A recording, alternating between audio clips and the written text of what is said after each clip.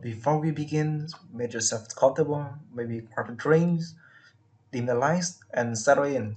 If you enjoy stories that stay with you after a long day, feel free to like this video and subscribe. And as the story unfolds, I would love to hear your thoughts in the comments. Now, let me tell you a story. The marble floors of the Valentino estate gleamed like frozen tears under the afternoon sun, and I was on my knees scrubbing them for the third time that week. My hands were raw, red and cracked from the industrial cleaners Mrs. Caruso insisted we use, nothing but perfection for Mr. Valentino's home. The chemical smell burned my nostrils, mixing with a faint scent of imported leather from the furniture and something darker, more expensive that I couldn't quite name. Old money. Power. Danger. I was invisible here, just another set of hands to polish the pristine surface of a world I'd never belonged to. My stomach growled. I'd skipped breakfast again to send money back to Mama in Philadelphia. The cancer treatments were draining what little savings we had left, and my 2 jobs barely covered her medications. The maid position at the Valentino estate paid better than anything else I could find with my lack of education, but it meant 16-hour days and a body that ached in places I didn't know could hurt. Girl. Mrs. Caruso's sharp voice cut through my thoughts like a knife. The master's office. He spilled wine on the Persian rug. Handle it immediately. My heart dropped into my stomach. The master's office. I'd been working here for 3 months and had successfully avoided ever being alone in a room with Dante Valentino. I'd seen him, of course. Impossible not to. He moved through the house like a dark storm, always surrounded by men in expensive suits with guns hidden beneath their jackets. I'd learned to make myself smaller, quieter, practically disappearing into the walls when he passed. But I'd noticed things. The way everyone's voice dropped to whispers when he entered a room. How even Mrs. Caruso, who ruled the household staff with an iron fist, became deferential and nervous in his presence. The late-night meetings in his study where raised voices and the sound of something heavy hitting the floor made me work faster, scrub harder, pray I'd never be noticed. Now, girl, before it sets. I gathered my supplies with shaking hands and made my way through the labyrinth of hallways. The house was a fortress disguised as a mansion. I'd counted at least 12 security cameras in the areas I was allowed to clean. And there were always men stationed at various points, speaking in Italian I didn't understand, their eyes cold and assessing. The office door was slightly ajar.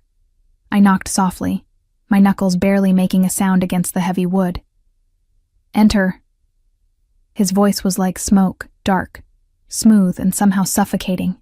I pushed the door open, keeping my eyes down, and immediately smelled it. The rich, intoxicating scent of expensive cologne mixed with cigarette smoke and that same leather smell that permeated the entire house. And wine. Red wine, bleeding into the intricate patterns of what was probably a rug worth more than my entire life. I'm sorry to disturb you, Mr. Valentino.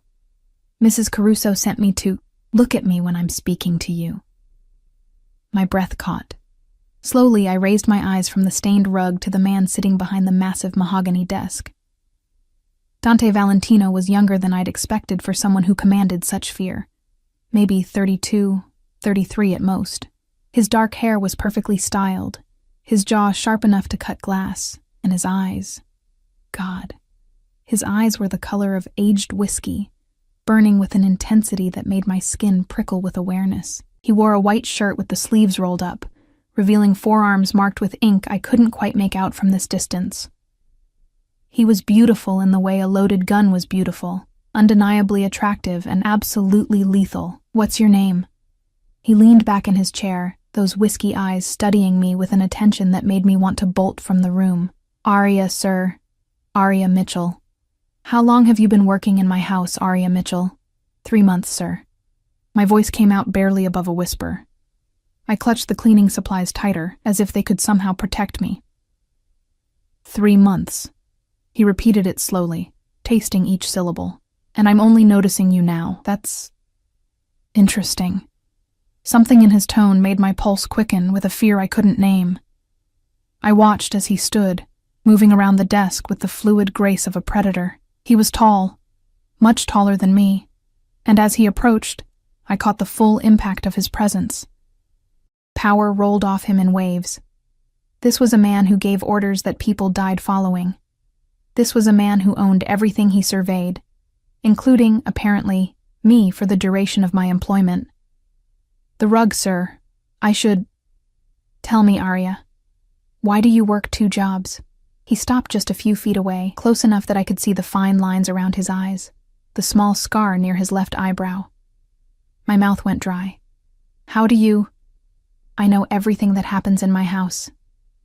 Everything about everyone who enters it. He tilted his head slightly, studying me like I was a puzzle he intended to solve. Your mother is sick. Stage 3 cancer. The treatments aren't covered by insurance. You're drowning in debt, working yourself to death to save a woman who has maybe 6 months left to live. Tears burned behind my eyes. Hearing it said so bluntly, so clinically, made the reality of it crash over me like a wave. I need this job, Mr. Valentino. Please, I'll work harder. I won't complain about the hours. Relax. The word was a command, not a comfort. I'm not firing you. I'm simply curious. You're different from the others, quieter. You actually try to disappear. A ghost of a smile touched his lips. I find that refreshing. I didn't know what to say to that, so I said nothing. Instead, I knelt down and began working on the wine stain, focusing every ounce of my attention on the task. My hands trembled as I applied the solution, scrubbing in careful circles the way I'd been taught. I felt him watching me, felt the weight of his gaze like a physical touch on the back of my neck, sliding down my spine. The office was too quiet. No sounds from the rest of the house penetrated here. We were alone, truly alone, and that realization made my breath come shorter. You have delicate hands. His voice came from directly behind me now, and I nearly jumped. Too delicate for this kind of work. They're strong enough, sir. I kept scrubbing, kept my eyes on the rug, on the wine that was slowly lifting from the expensive fibers. Are they? I heard him move, and then he was crouching beside me, so close I could feel the heat radiating from his body. He reached out, and before I could pull away, his fingers caught my wrist. His touch was firm, commanding, burning against my skin. These hands tell a story of someone who works too hard for too little, someone who's forgotten what it feels like to be taken care of. I tried to pull away, but his grip tightened just enough to keep me in place. Not painful, but absolutely unyielding. Mr. Valentino, please. Dante. His thumb brushed across the inside of my wrist, over my racing pulse. When we're alone, you'll call me Dante. That's not appropriate. I decide what's appropriate in my house, Piccola. Do you understand? There was steel beneath the smooth tone, a promise of consequences if I argued. I nodded, not trusting my voice. Good girl. He released my wrist, and I immediately missed the warmth of his touch, a thought that terrified me more than anything else that had happened. Finish the rug, then come to the kitchen. I'm going to make sure you eat something before you pass out on my marble floors. I'm fine. That wasn't a request. He stood and walked back to his desk, effectively dismissing me while simultaneously making it clear I wasn't free to leave. I returned to my work with shaking hands, hyper-aware of his continued presence, the way he occasionally looked up from whatever papers he was reviewing to watch me. Every nerve in my body was screaming at me to be careful, to remember what kind of man he was, what he was capable of. But there was something else, too. Something warm and dangerous unfurling in my chest, the way he'd touched me, the concern in his voice when he'd mentioned food. No one had cared about whether I ate in months. I was so tired of being invisible, of being nothing more than a ghost haunting the edges of other people's lives, and Dante Valentino had seen me, really seen me. That should have been my first warning. I finished with the rug, gathered my supplies, and stood on legs that felt like water. Dante was on his phone now, speaking rapid Italian that sounded like music and menace all at once. He gestured toward the door without looking at me, and I fled, my heart pounding so hard I thought it might burst from my chest. Mrs. Caruso was waiting in the hallway, her sharp eyes assessing. What took so long? The stain was stubborn. Mr. Valentino requested you take your lunch break now, in the kitchen. Her lips pressed into a thin line of disapproval. Don't dawdle. And don't get any ideas above your station, girl. Men like him don't notice girls like you for innocent reasons. Her words followed me down the hallway like a curse. I knew she was right. I'd heard the stories about powerful men and the women who worked for them. Stories that never ended well for the women. But I needed this job, needed the money. So I'd go to the kitchen, I'd eat whatever food he'd arranged for me, and then I'd go back to being invisible. That was the plan. The kitchen was empty except for Antonio, Dante's personal driver and bodyguard, who nodded at me from his position by the window. On the marble island sat a covered plate, still warm, and a glass of fresh orange juice. I approached it carefully, as if it might bite me. Chicken marsala, roasted vegetables, fresh bread. The smell alone made my stomach cramp with hunger. I ate mechanically, too aware of Antonio's watchful presence, too confused by this sudden attention. Why would Dante Valentino care if his maid ate? Why would he notice me at all when he could have anyone, any woman he wanted? I was nearly finished when I heard footsteps. Dante entered the kitchen, his phone still pressed to his ear, and my entire body went rigid. He ended the call, slipped the phone into his pocket, and leaned against the counter across from me. Better? I nodded, unable to form words. Good. You're going to start eating regular meals. I won't have my employees fainting from malnutrition. He crossed his arms, the movement pulling his shirt taut across his chest. From now on, you'll take your lunch here. Antonio will make sure you're fed properly. Mr. Valentino, Dante, that's really not necessary. I know what's necessary in my own house. His tone brooked no argument. You're too thin, too pale. You're going to make yourself sick, and then you'll be no use to anyone, least of all your mother. The mention of Mama made my throat tight. I can take care of myself, can you? He pushed off the counter and crossed to me in 3 long strides. Before I could react, his hand was beneath my chin, tilting my face up to his. His touch was surprisingly gentle. But there was possession in it too, ownership. When was the last time someone took care of you, Piccola? When was the last time you let yourself be vulnerable enough to need someone? I don't need... Everyone needs someone. His thumb brushed across my lower lip, and electricity shot through my entire body. The question is whether you're brave enough to accept help when it's offered. I should have pulled away, should have remembered my place, remembered the danger, but I was so tired, so alone, and the way he was looking at me, like I mattered, like I was something precious rather than disposable, it was intoxicating. Why are you being kind to me? The words escaped before I could stop them. Something flickered in his eyes, something dark and possessive that should have terrified me. Because you're mine to protect now. You just don't know it yet. Before I could process that statement, before I could ask what he meant, his phone rang. He answered it in Italian, his expression hardening, and just like that, the moment was broken. He stepped back, already focused on whatever crisis required his attention, and I was dismissed with a gesture. I practically ran from the kitchen, my mind reeling, mine to protect. What did that mean? Men like Dante Valentino didn't protect people. They used them, discarded them, destroyed them when they were no longer useful. But even as I tried to convince myself of that truth, I couldn't forget the warmth of his hand on my face, the intensity in his eyes when he'd looked at me. I spent the rest of the day in a haze, jumping at shadows, expecting him to appear around every corner, but I didn't see him again. Didn't see him that evening when I finally dragged myself home to my tiny apartment, or the next morning when I returned for my shift. It wasn't until 3 days later, when I was cleaning one of the guest bathrooms, that Mrs. Caruso found me. Mr. Valentino wants to see you in his office. Immediately. My stomach dropped. Did I do something wrong?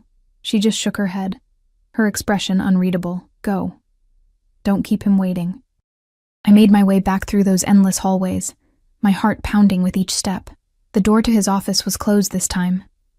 I knocked, heard his voice tell me to enter, and stepped into what felt like a lion's den. Dante was standing by the window, backlit by the late afternoon sun. He didn't turn when I entered, just continued staring out at his perfectly manicured grounds. Close the door. I did, the soft click sounding like a death knell. Lock it. My hand froze on the doorknob. Sir? Lock. The door. Arya. Each word was precisely enunciated, leaving no room for argument. With shaking fingers, I turned the lock. The sound echoed in the sudden silence, and I realized with crystalline clarity that I'd just trapped myself in a room with the most dangerous man I'd ever met. Dante finally turned to face me, and the look in his eyes made my breath stop. It was hunger. Raw. Barely restrained. Absolutely possessive. Come here. I couldn't move. Every instinct I had was screaming at me to run. But there was nowhere to go. He crossed the distance between us in seconds, and then his hands were on my face, tilting it up to his, and his mouth was crushing down on mine in a kiss that stole what little air I had left in my lungs. I should have pushed him away, should have screamed, fought, done anything except what I actually did, which was melt into him like I'd been waiting my entire life for this moment. His kiss was demanding, possessive, claiming me with an intensity that made my knees buckle. His arm wrapped around my waist, pulling me flush against the hard planes of his body, and I gasped against his mouth. He took advantage immediately, his tongue sweeping in to taste me, to explore every corner of my mouth like he was memorizing it. I'd been kissed before, clumsy, forgettable encounters with boys who didn't know what they were doing. This wasn't that. This was a man who knew exactly how to make a woman forget her own name. When he finally pulled back, I was dizzy, disoriented, my lips swollen, and my heart racing like I'd run a marathon. "That's better," he murmured, his thumb tracing my lower lip again in that gesture that was becoming familiar. "I've been wanting to do that since the first time I saw you on your knees in my hallway." "This is wrong," I managed to whisper, even as my body betrayed me by leaning into his touch. "You're my employer. I could lose my job." "You're not going to lose anything." His voice was firm, absolute. "Quite the opposite, actually. I'm going to give you everything you need, Piccola. Starting with this." He reached into his pocket and pulled out an envelope, pressing it into my hands. I opened it with trembling fingers and nearly dropped it when I saw what was inside. Cash. Thousands of dollars in cash. "What is this?" My voice came out strangled. "Your mother's treatment. The experimental therapy her doctors mentioned but said was too expensive. It's arranged. She starts next week." He said it so casually, like he was discussing the weather, not fundamentally altering the trajectory of my life. Tears blurred my vision. "I can't accept this. It's too much." "Yes, you can. And you will." His hands framed my face, forcing me to look at him. "Do you understand what I'm offering you, Arya? I'm offering you hope. A future. All you have to do is let me take care of you." "Why?" The question tore from my throat. "Why would you do this for someone like me? You don't even know me." Something dangerous flickered in his eyes. "But I do know you. I've had you investigated since the day you walked through my doors. I know about your father abandoning your family when you were 12. I know about the foster homes after your mother couldn't afford to keep you. I know about the scholarship you lost when she got sick and you had to drop out to take care of her. I know everything, Piccola. Every scar, every struggle, every moment of pain that made you into the woman standing in front of me. The invasion of my privacy should have outraged me. Instead, all I felt was a strange sense of relief. He knew the worst parts of me, the broken pieces, and he was still here, still looking at me like I was something valuable. "That's insane," I breathed. "You barely know me, and you're offering to pay for my mother's treatment? What do you want in return?" His smile was slow, predatory. "You're intelligent enough to know that nothing in life is free, especially not from men like me." His thumb brushed across my cheekbone, leaving fire in its wake. "I want you, Arya, in my bed, in my life. Mine in every way that matters." The room tilted. "You want me to be your... what? Your mistress?" No, the word was sharp, definitive. "A mistress is temporary, disposable. What I want from you is far more permanent." He leaned in, his lips brushing the shell of my ear, and I felt his words more than heard them. "I want you to belong to me, completely. Your body, your time, your loyalty. In exchange, I'll give you everything." Your mother will have the best care money can buy. You'll never have to scrub another floor or wear yourself down to nothing trying to survive. You'll live here, with me, and you'll want for nothing. My mind was spinning. This couldn't be real. Men like Dante Valentino didn't make offers like this to women like me. This is crazy. You could have anyone, models, actresses, women from your world. I don't want them. His voice turned hard, possessive. I want you. I've wanted you since I saw you making yourself small in my hallways, trying so desperately to be invisible. Do you know how rare that is? Everyone wants something from me. Everyone sees the power, the money, the fear I command. But you? He pulled back to look at me, his whiskey eyes burning. You just wanted to survive. You didn't scheme or manipulate or throw yourself at me. You were real. And I'm going to keep you. I need time to think. No. His hand slid to the back of my neck, holding me in place. Your mother starts treatment next week. That gives you until Sunday to decide. Either you accept my offer and move into the East Wing by Monday morning, or you walk away and I never bother you again. But understand this, Arya. If you walk away from everything. The treatment, the money, this. He kissed me again, slower this time, but no less devastating. All of it disappears. It was an ultimatum dressed up as a choice. Accept his terms, or watch my mother die knowing I could have saved her.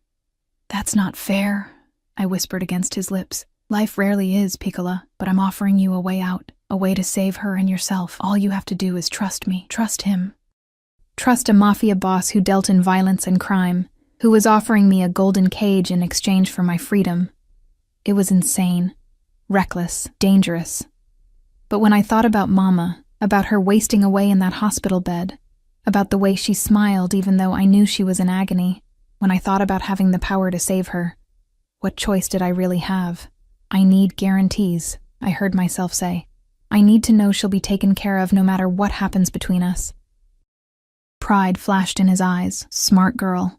Yes, I'll have my lawyers draw up a contract. Your mother's treatment will continue regardless of our arrangement. You have my word.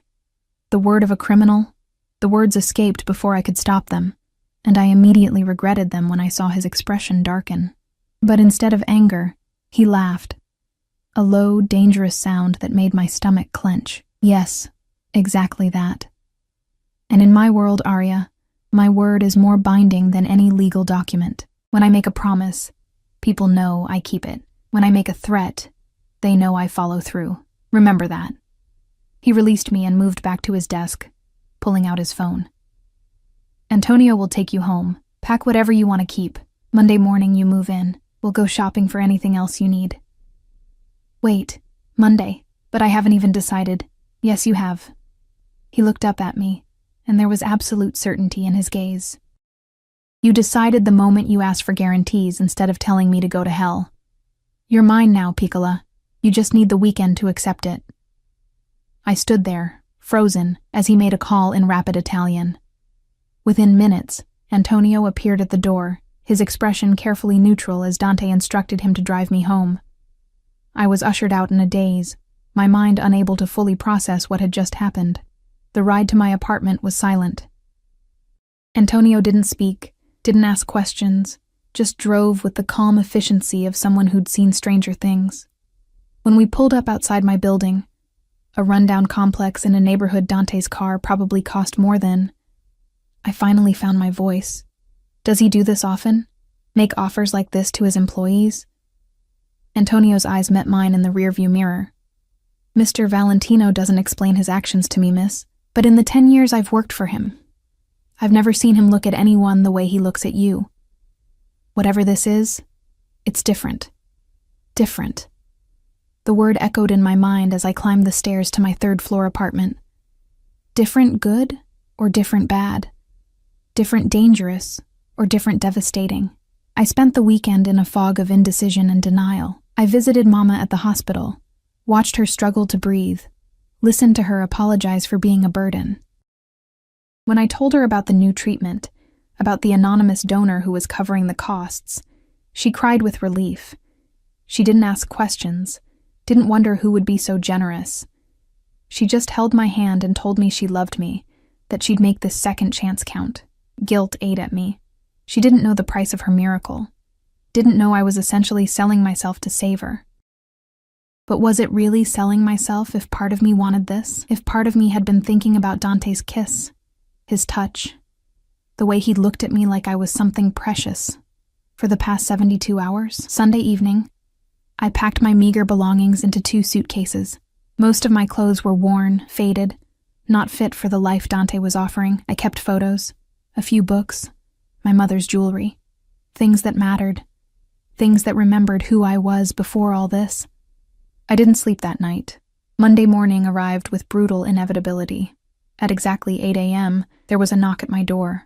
Antonio stood in the hallway, his expression carefully blank. "Mr. Valentino sent me to collect you, miss. Are you ready?" Was I? Could anyone ever be ready to step into a life like this? I nodded, grabbed my suitcases, and followed him down to the waiting car. The drive back to the estate felt both too long and far too short. My hands wouldn't stop shaking. My mind kept running through every possible scenario, each one more terrifying than the last.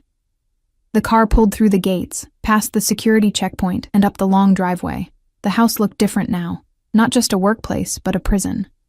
A beautiful, gilded prison, where I'd just agreed to serve my sentence. Mrs. Caruso was waiting at the entrance, her expression sour. "Mr. Valentino is in his office. He wants to see you immediately. Your belongings will be taken to the East Wing." I made my way through those familiar hallways, my heart pounding so hard I thought everyone could hear it. The office door was open this time. Dante stood by the window again, his back to me, but I could feel his awareness of my presence. "Close the door." I did, my hand trembling on the handle.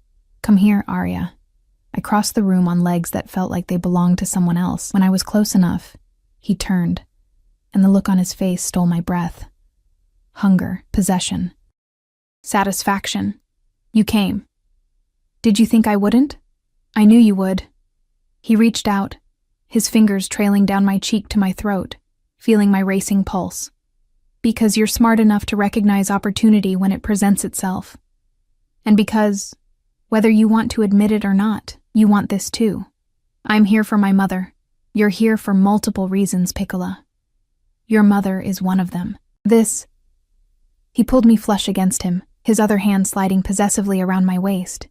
"Is another."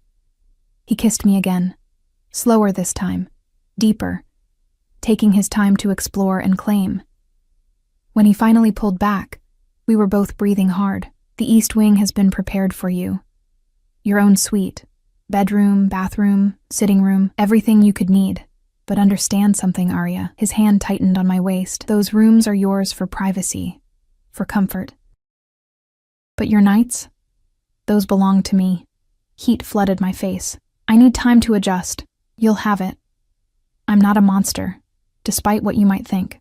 His thumb brushed across my lower lip. "I can be patient when properly motivated. But make no mistake, you're mine now. Every man who sees you will know it. Every woman who looks at you will understand that you're under my protection. And anyone who tries to touch what's mine will learn very quickly why people fear the Valentino name." The possessiveness in his voice should have terrified me. Instead, it sent a shiver down my spine that had nothing to do with fear. "I should see my room," I managed to say. "Antonio will show you. Get settled. Rest. Tonight we're having dinner together. Just us. I want to know everything about you that my investigators couldn't find." He released me, stepping back, and I immediately missed his warmth. "And Arya? Welcome home." Home. The word echoed mockingly as Antonio led me through more hallways to the East Wing. The suite he showed me was larger than my entire apartment had been. The bedroom alone could fit 3 of my old rooms. Everything was pristine, elegant, expensive. A cage lined with silk and gold. My suitcases looked pathetic sitting in the middle of all that luxury. "Mr. Valentino arranged for a stylist to come tomorrow," Antonio said from the doorway. "She'll help you with a new wardrobe. If you need anything before then, just pick up the phone. Extension 1 reaches the kitchen. Extension 2 reaches security. Extension 3 reaches Mr. Valentino directly." He left me alone in my beautiful prison, and I sank onto the edge of the enormous bed, wondering what I'd just agreed to. The hours until dinner passed in a strange blur of anxiety and surreal acceptance. I explored my new suite like a prisoner examining her cell. The bathroom with its marble countertops and rain shower that could fit 4 people. The walk-in closet that was currently empty except for my pathetic collection of worn clothes. The sitting room with floor-to-ceiling windows overlooking manicured gardens that probably cost more to maintain than most people's mortgages. At 6 o'clock, there was a soft knock. A young woman I didn't recognize stood in the hallway holding a garment bag and a makeup case.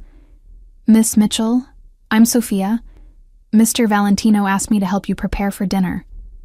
Of course he did, because apparently I couldn't even dress myself anymore without his intervention.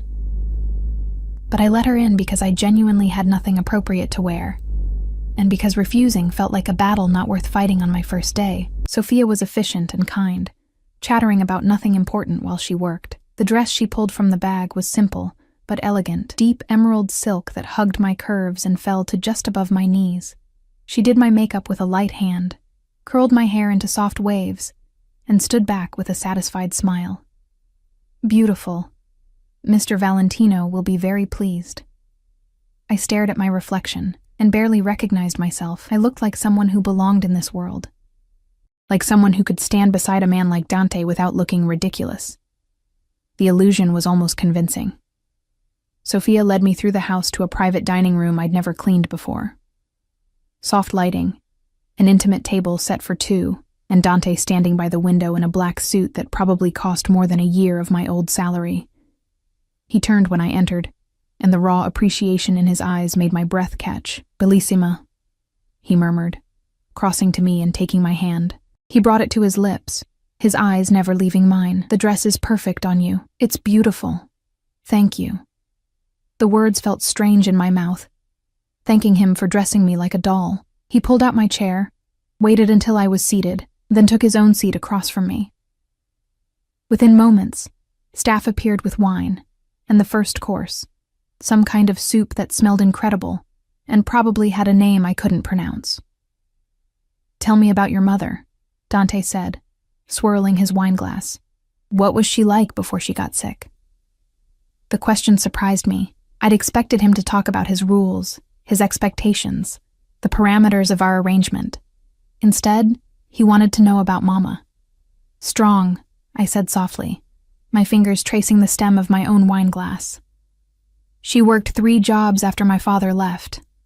Made sure I had everything I needed even when she had nothing for herself. She used to sing while she cooked, old Italian songs her grandmother taught her. The apartment always smelled like garlic and tomatoes and love." Something flickered in Dante's expression. "Italian?" Her maiden name was Rossi. Her grandparents came over from Sicily in the 20s. I took a small sip of wine, the rich taste exploding on my tongue. "She used to tell me stories about the old country, about family and loyalty and the importance of honor. Rossi." He said the name thoughtfully. "From Sicily. There was a Rossi family connected to the Genovese organization back then. They ran a neighborhood in Brooklyn." My heart stuttered. "I don't know anything about that. Perhaps your mother didn't either, or perhaps she did and chose to protect you from that knowledge." He set down his wineglass, his gaze intense. "The life I lead, Arya. It's not something I chose lightly. It's legacy, blood. My grandfather built this empire. My father expanded it. And now it's mine to protect and grow. Some are born into darkness. We don't get to choose. Is that supposed to make me feel better about what you do? No." His honesty surprised me. "I'm not asking you to approve of my business. I'm telling you the reality of what you've stepped into.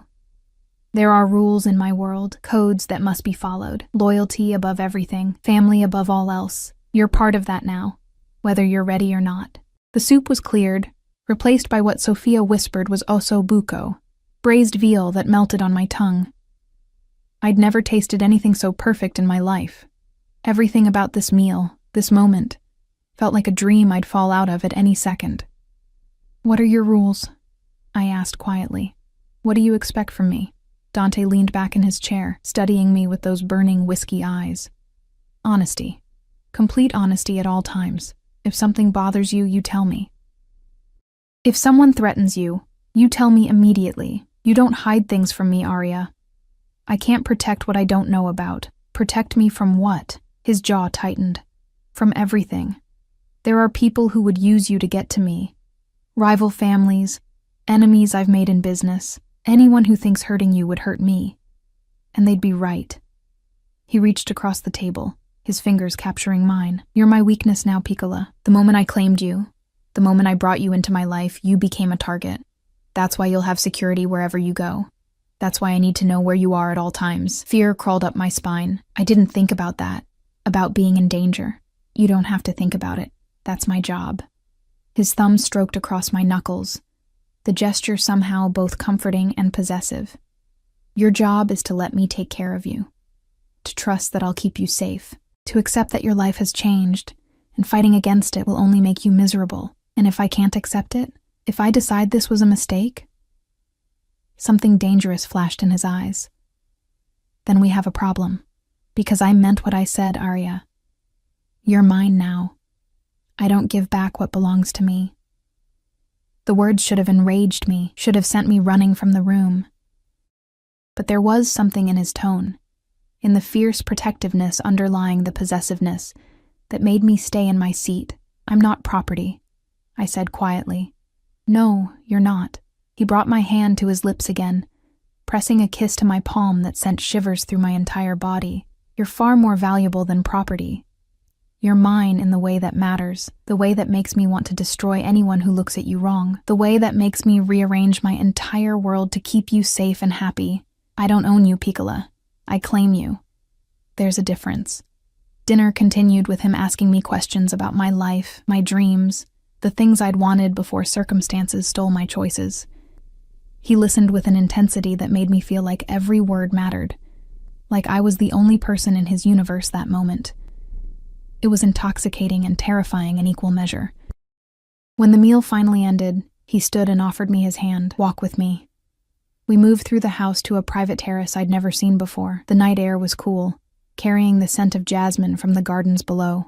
City lights twinkled in the distance, a reminder of the world beyond these walls, the world I'd left behind. Dante stood behind me, his hands settling on my waist, his chest warm against my back. What are you thinking? That my life was simple yesterday. Hard, but simple. Now everything is complicated. Life worth living usually is. His lips brushed against my temple. But you're not alone in navigating it anymore. You have me. I turned in his arms, looking up at his face in the moonlight. Why me, Dante? Really? There has to be more to it than just wanting someone who didn't chase you. His expression shifted, becoming almost vulnerable. My mother died when I was 15. Cancer, like yours. My father remarried within a year. A woman from another family, a strategic alliance. She was beautiful, ambitious, everything a mafia wife should be. His jaw clenched. She was also cold, calculated. Every smile, every touch, every word was designed to manipulate and climb the social ladder. When my father died 5 years ago, she didn't even pretend to grieve. She just started plotting how to maintain her position. Understanding dawned, and I reminded you of your real mother. No. He cupped my face in his hands. You reminded me that real people still exist, that not everything is about power and position. When I watched you work yourself to exhaustion for someone you love, when I saw you try to disappear rather than scheme for attention, I saw something authentic, something I wanted to possess before this world corrupted it. That's not romantic, Dante. That's controlling. Yes, he agreed simply. It is. I never claimed to be a good man, Arya. I'm possessive, controlling, and violent when necessary, but I'm honest about what I am, and what I am is someone who will burn the world down to keep you safe. He kissed me then, deep and claiming, his hands sliding into my hair.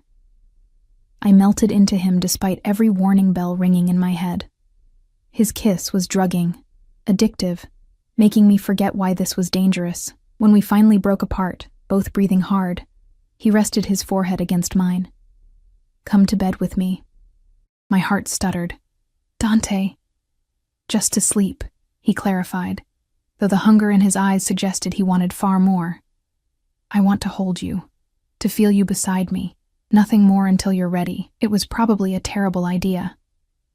But I was exhausted from the emotional whiplash of the day, and the thought of spending the night alone in that huge empty bed in my suite felt unbearable. "Okay," I whispered. Satisfaction gleamed in his eyes. He took my hand and led me through the house to the master suite, a space that was somehow both masculine and elegant, dominated by a massive bed that looked like it belonged in a palace. He handed me one of his shirts to sleep in, turned his back while I changed, then pulled me into bed beside him. His arms came around me immediately, pulling my back flush against his chest. I could feel every hard plane of his body, the steady beat of his heart, the way his breathing gradually synchronized with mine. "Sleep, Piccola," he murmured against my hair. "You're safe here. Always safe with me." And despite everything, despite the insanity of my situation, the danger lurking at the edges of this new life, the absolute control he was exerting over my existence, I believed him.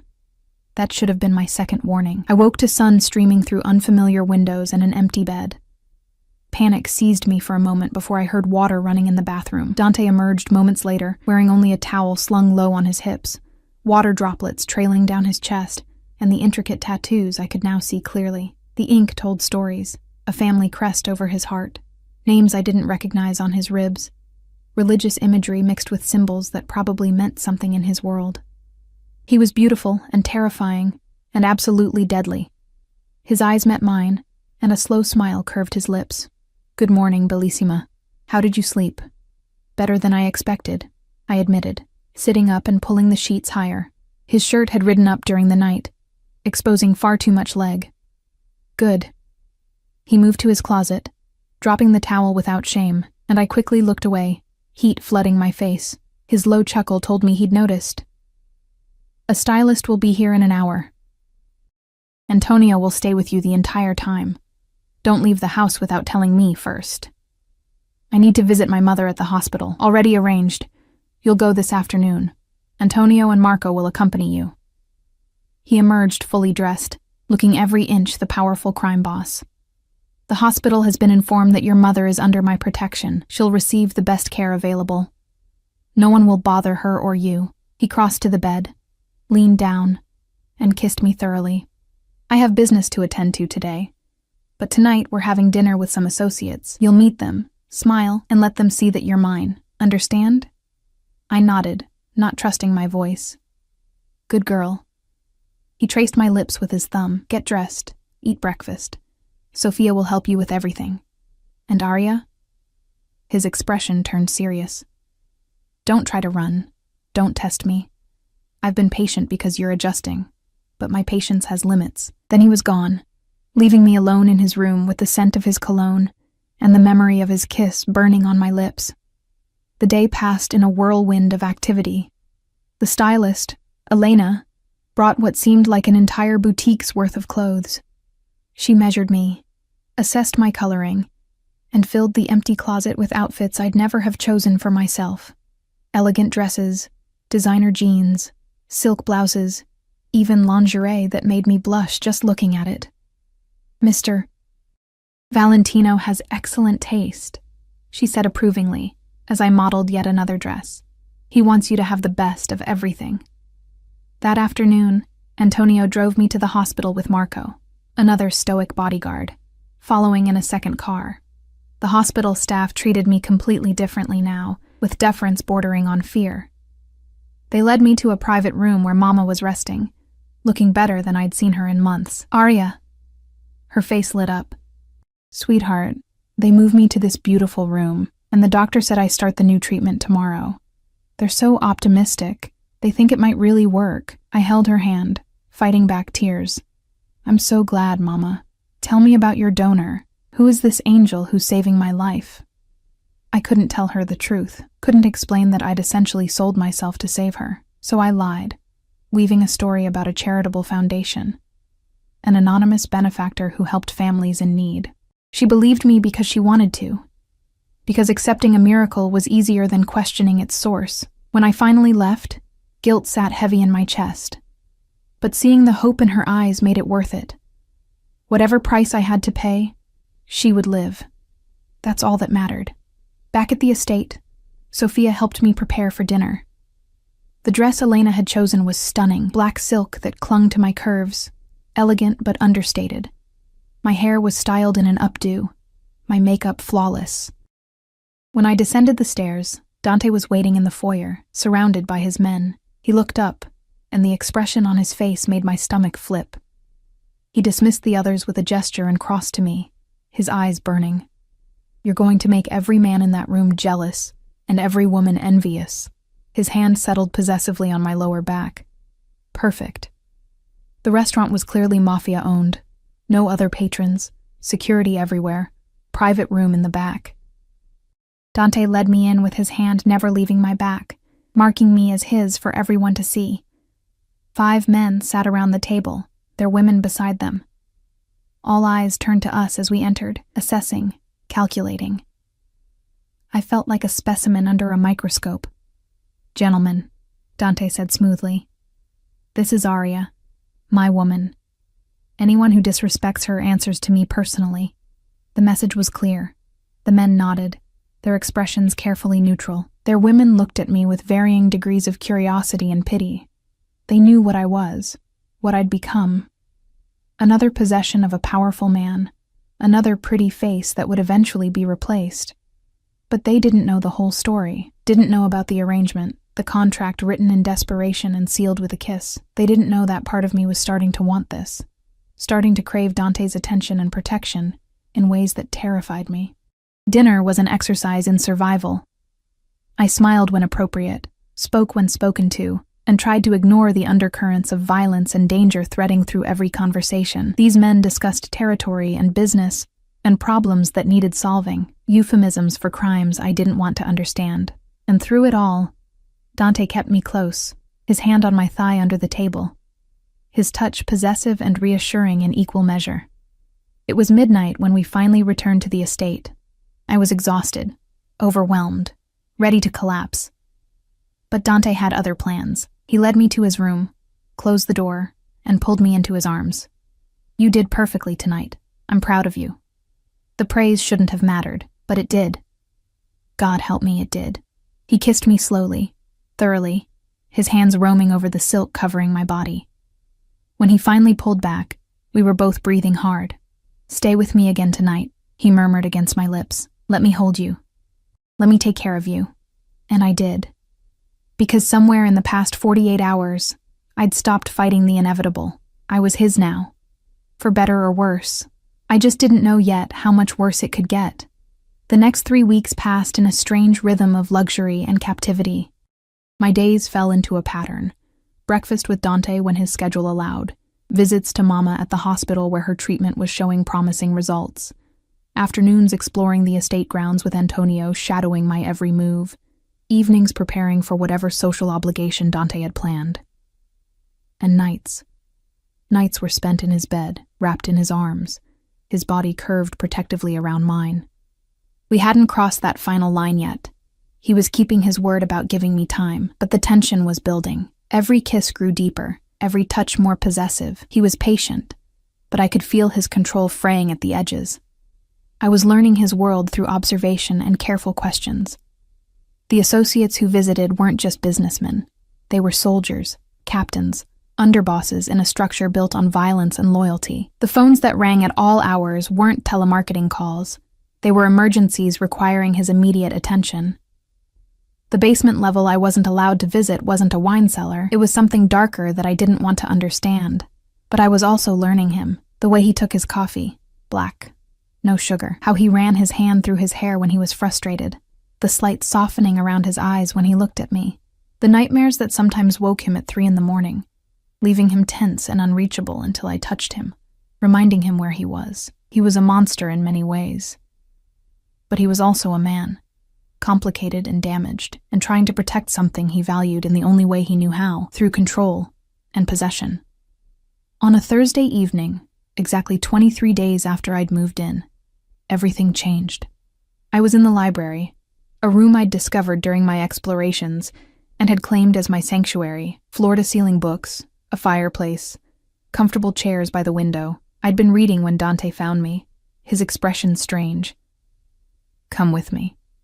There's something I need to show you." He led me through the house to his office, then to a door I'd never noticed before, hidden behind a false bookshelf. It opened to reveal stairs descending into darkness. Dante, what? Trust me. He took my hand, his grip firm, and led me down. The basement was exactly what I'd feared, a space dedicated to business I didn't want to know about. But he walked me past the closed doors, past the room where I could hear muffled voices, to a smaller space at the end of the hallway.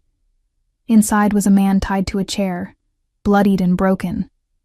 I gasped, instinctively moving back, but Dante held me firm. Look at him, Arya. Really look. I forced myself to focus past the blood and bruises. Recognition hit me like a physical blow. That's Jake, from the hospital. He worked in billing. Yes. Dante's voice was cold, controlled. He's also the man who's been stealing from the charity fund that pays for your mother's treatment. The man who was planning to falsify records and claim she'd exceeded her coverage limit. The man who would have killed her by denying her medication. Horror washed over me. What? Tell her, Dante commanded the man. Tell her what you were planning. Jake's voice came out broken, defeated. I needed the money. Gambling debts. I was going to cut her treatment, make it look legitimate. I'm sorry. I'm so sorry. I felt sick. This man would have murdered my mother through paperwork and bureaucracy, all for money to feed his addiction. Dante's hand tightened on mine. This is my world, Arya. This is what I do. I protect what's mine, and I eliminate threats before they can cause harm. You need to understand that. You need to see it. What are you going to do to him? My voice came out barely above a whisper. What do you want me to do to him? Dante turned me to face him, his eyes searching mine. He nearly killed your mother. He betrayed the trust of everyone in that hospital. What would justice look like for a man like this? It was a test. I knew it was a test. He was seeing if I could handle his reality, if I could accept the violence that underscored everything he was. I don't want to watch anyone die, I said quietly, but I don't want him near my mother ever again. I don't want him to have the power to hurt anyone else. Something like approval flickered in Dante's expression. Wise answer, Piccola. He turned to the men standing guard. Make sure he's arrested by legitimate authorities. Provide them with evidence of his embezzlement. He'll spend the next decade in prison, and by the time he gets out, he'll be too old and broken to hurt anyone. He led me back upstairs, his hand never leaving mine. In his office, he poured us both whiskey, pressing the glass into my trembling fingers. You passed, he said softly. That was a test. Everything is a test in this life. I needed to know if you could handle the reality of what I do, if you could see the violence and understand that sometimes it's necessary.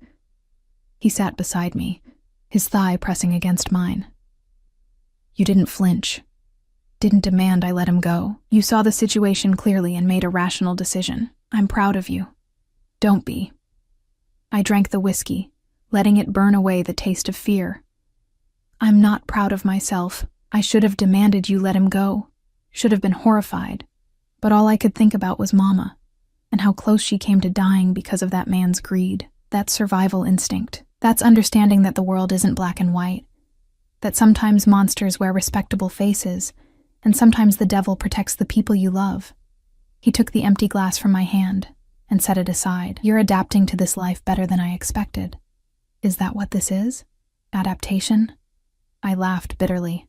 I'm changing into someone I don't recognize. Someone who can stand in a basement with a tortured man and calmly discuss his fate. You're becoming someone stronger, someone who can survive in my world. His hand cupped my face, forcing me to meet his eyes. And you're mine, which means you're protected, cherished.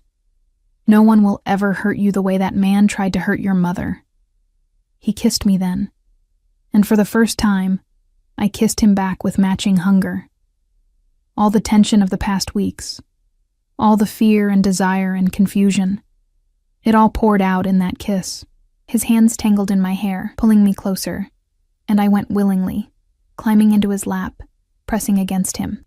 Arya, he groaned against my mouth. If you don't stop now, I won't be able to. Then don't stop. The words left my mouth before I could think better of them. I don't want you to stop. His eyes blazed. Are you sure? Because once we cross this line, there's no going back. You'll be mine in every way. I'm already yours, I whispered, and realized it was true. Somewhere between the threats and the protection, between the fear and the desire, I'd fallen into this, into him. I stopped fighting it a week ago, maybe longer. I don't know when it happened, but it did. He stood with me in his arms, carrying me through the house to his bedroom. He set me down gently, his hands shaking slightly as he reached for the zipper of my dress. "I'll be gentle," he promised. "I'll take care of you." And he was. He undressed me slowly, reverently, like I was something precious. His kisses were soft, exploratory, mapping every inch of skin he revealed. When he finally laid me back on his bed, I felt treasured rather than possessed. Making love to Dante was nothing like I'd imagined. It was intense, overwhelming, a claiming that went deeper than physical. He watched my face the entire time, gauging my reactions, adjusting his movements to my responses. When I fell apart in his arms, his name on my lips, he followed moments later, burying his face in my neck and holding me like he'd never let go. Afterwards, wrapped in his arms with my head on his chest, I felt the magnitude of what had just happened settle over me like a weight.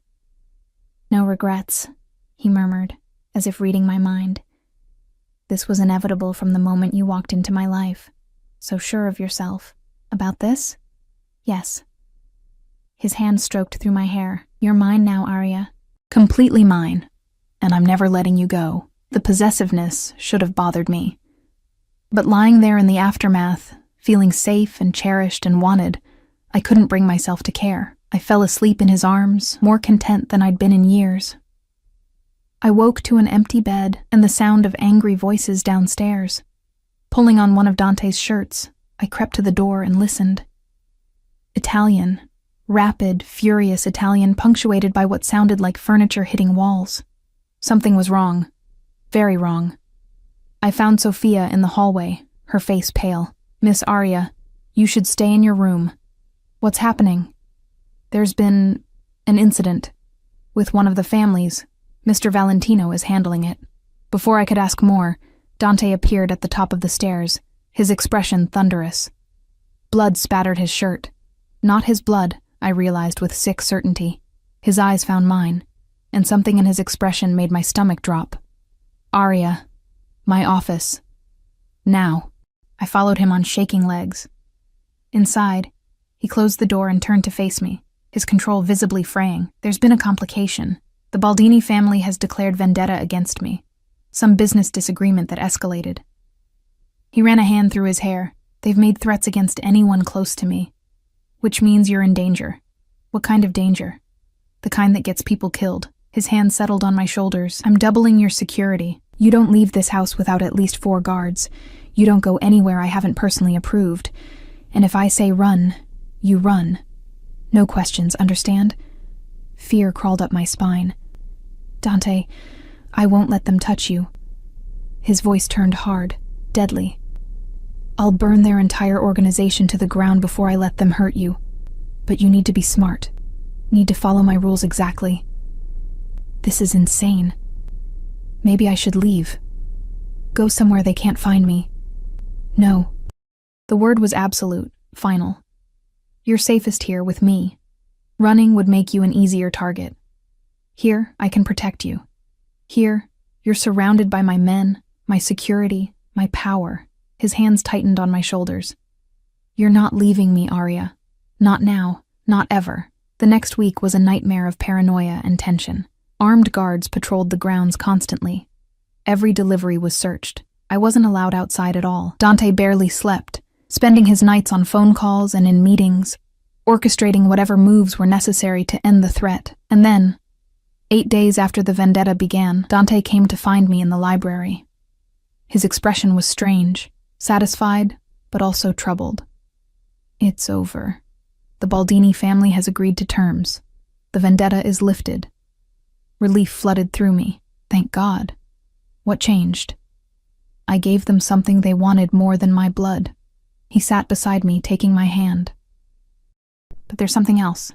Something you need to know." The way he said it made my stomach clench with dread. "What?" "You're pregnant." The world tilted. "What?" "That's impossible." We've only been together for 3 weeks. I know exactly how long it's been. His hand settled on my stomach, possessive and gentle. I had the doctor run tests when you complained about feeling nauseous yesterday. The results came back an hour ago. I couldn't breathe. Couldn't think. Pregnant. I was pregnant with Dante Valentino's child. This changes everything, he continued, his voice soft but absolute. You're not just mine now, Arya. You're carrying my heir, my child. That makes you family in the truest sense. That makes you untouchable. Something in his tone made me look at him more carefully, at the satisfaction in his eyes, the lack of surprise. You knew, I whispered, horror dawning. You knew this would happen. You wanted this. His expression didn't change. Yes. The first night we were together, you didn't use protection. You never used protection. My voice rose with each word. You got me pregnant on purpose. Yes. No shame. No apology. Just calm confirmation. I told you from the beginning, Arya. You're mine. I claimed you. And I needed to make sure that claim was permanent. Unbreakable. A child binds you to me in ways that nothing else could. I stood, backing away from him, fury and betrayal warring in my chest. You manipulated me. You used me. You took away my choice. I gave you everything you needed. He stood too, his expression hardening. Your mother is alive and thriving. You're safe, protected, provided for. You have a home, security, a future, and now you're carrying my child. You'll be the mother of the next Valentino heir. Do you understand what that means? The power that gives you? The protection? I don't want power. I wanted a choice. Tears streamed down my face. You trapped me. You made sure I could never leave. Yes. He closed the distance between us, his hands framing my face, forcing me to look at him. Because I love you, Arya. I fell in love with you the moment I saw you trying to disappear in my hallways, and I knew I'd do whatever it took to keep you. Including this. That's not love. That's obsession. Possession. In my world, they're the same thing. His thumbs brushed away my tears. I'm not going to apologize for ensuring you'd never leave, for binding you to me permanently. You're mine, Piccola. Mine forever. And our child will cement that bond in ways that terrify you right now, but that you'll eventually understand. I hate you. The words were bitter on my tongue. No, you don't. You're angry, yes. Betrayed, absolutely. But you don't hate me. If you did, you wouldn't be crying. You'd be plotting. His lips brushed against my forehead. You'll forgive me eventually. When you hold our child in your arms, when you see how much I love both of you, when you understand that everything I've done has been to protect this family, you'll forgive me. I wanted to keep fighting, wanted to scream and rage, and make him understand the magnitude of what he'd done. But what was the point?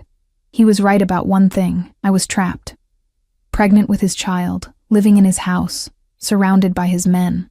There was no escape from this gilded cage he'd built around me. I need time, I managed to say. Time to process this. Time alone. Of course. He released me, stepping back.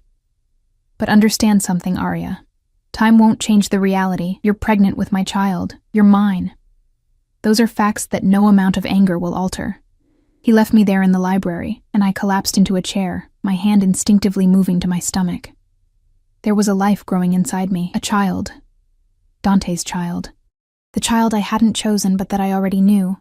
With terrible certainty, I would love fiercely, because that's who I was. Someone who loved deeply, who protected fiercely, who sacrificed everything for family.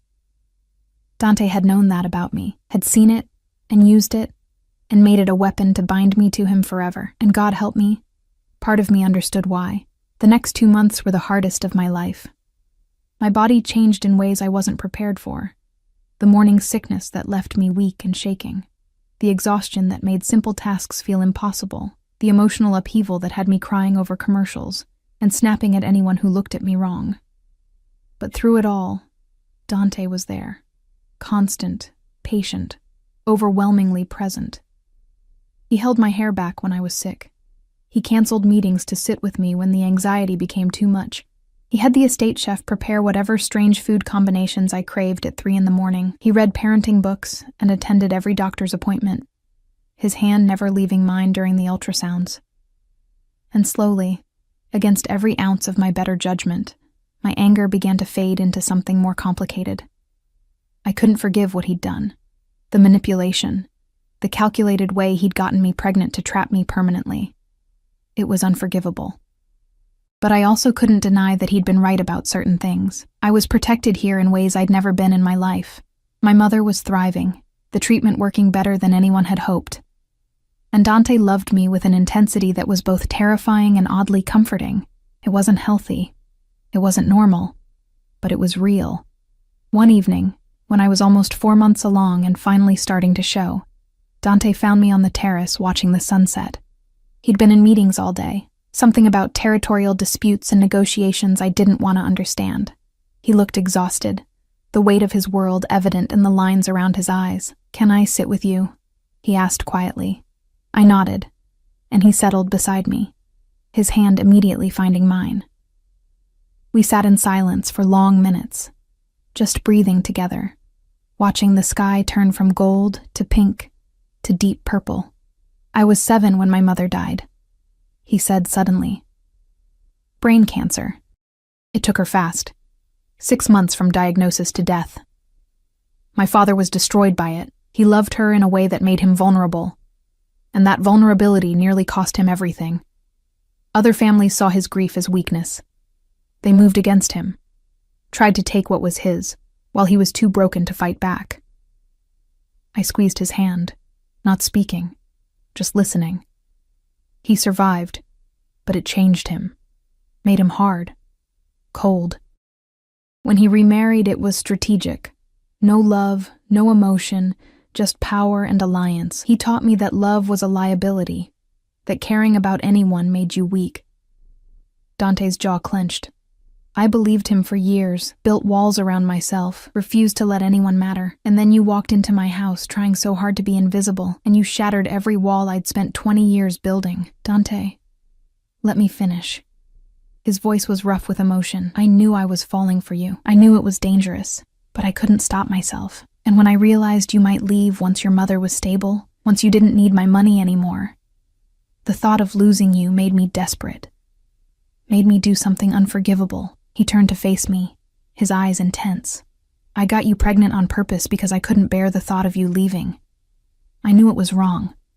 I knew it was manipulative, but I also knew that I couldn't survive in a world where you weren't mine. So I made sure you couldn't leave, and I'm not sorry for that, Arya. I'm sorry for hurting you. I'm sorry for taking away your choice. But I'm not sorry for ensuring you'd stay." Tears blurred my vision. "You should be sorry. You should regret it. I know. A better man would." His hand moved to my stomach, settling over the small bump. "But I'm not a better man. I'm a selfish bastard who saw something beautiful and claimed it before anyone else could. And now we're here, with a child growing inside you, binding us together forever." I covered his hand with mine, feeling the flutter of movement beneath our palms. Our baby. The child we'd created, wanted or not. "I should hate you," I whispered. "But you don't." It wasn't a question. "No, I don't." The admission felt like defeat and liberation all at once. "I'm angry, I'm hurt, but I don't hate you. I think I might love you, which makes me as twisted as you are." His sharp intake of breath told me he hadn't expected that. "Say it again." "I love you." The words came easier the second time. "I love you even though you're controlling and possessive, and you manipulated me in the worst possible way. I love you even though you're a criminal who does terrible things. I love you because you see me, really see me, and you've never asked me to be anything other than exactly who I am." He kissed me then, deep and claiming and somehow gentle all at once. When he pulled back, there were tears in his eyes. "I love you more than I've ever loved anything in my life," he said roughly. "More than power, more than family legacy, more than my own survival. You and our child. You're everything now, and I will destroy anyone who tries to take you from me. I know." And I did. I understood him now in ways I hadn't before. Understood that his love was possessive because he'd lost everyone he'd ever cared about. That his need to control came from a deep terror of being vulnerable. That his manipulation was wrong, but born from desperation rather than cruelty.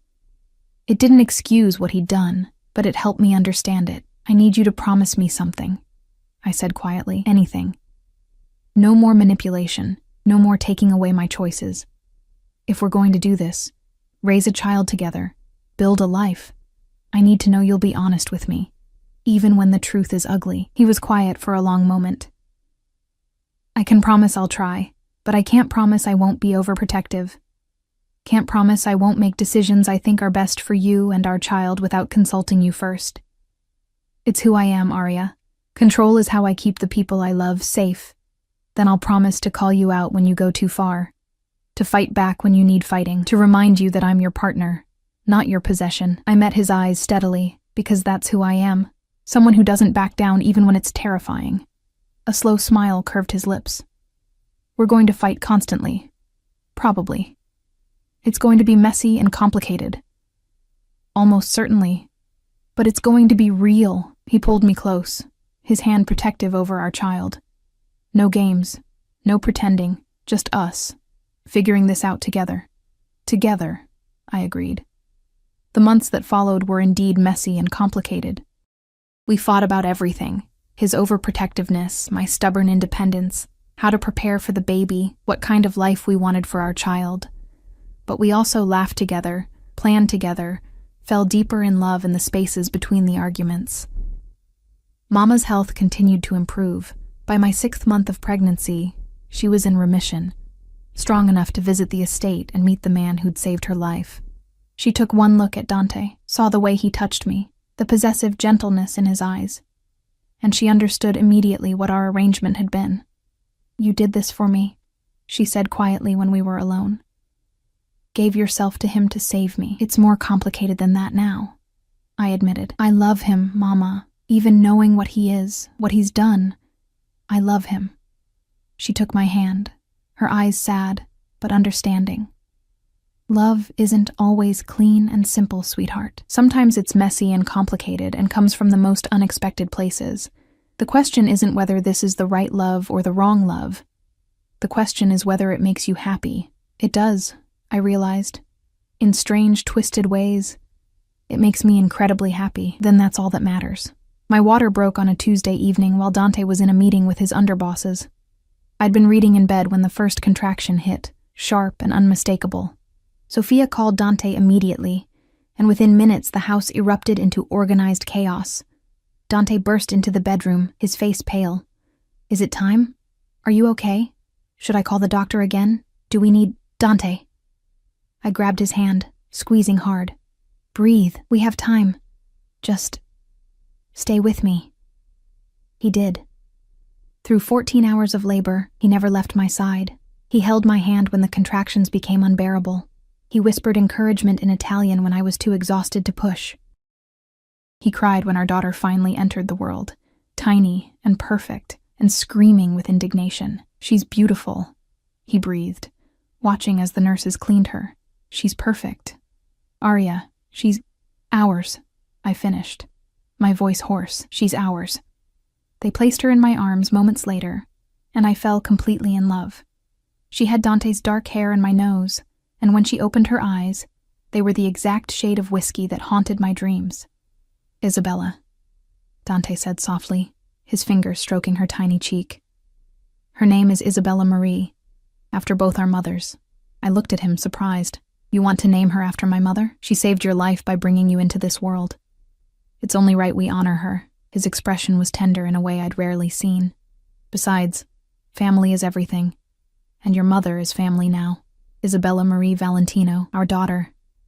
The physical proof of the complicated, messy, absolutely real love between a mafia boss and the maid who'd stolen his heart.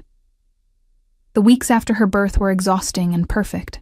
Dante was surprisingly hands-on for someone who'd grown up in his world. He changed diapers, did 3 a.m. feedings, rocked Isabella to sleep while singing Italian lullabies his mother had sung to him. He was gentle with her in ways he'd never been gentle with anything else in his life, and he was even more possessive of both of us. Security doubled.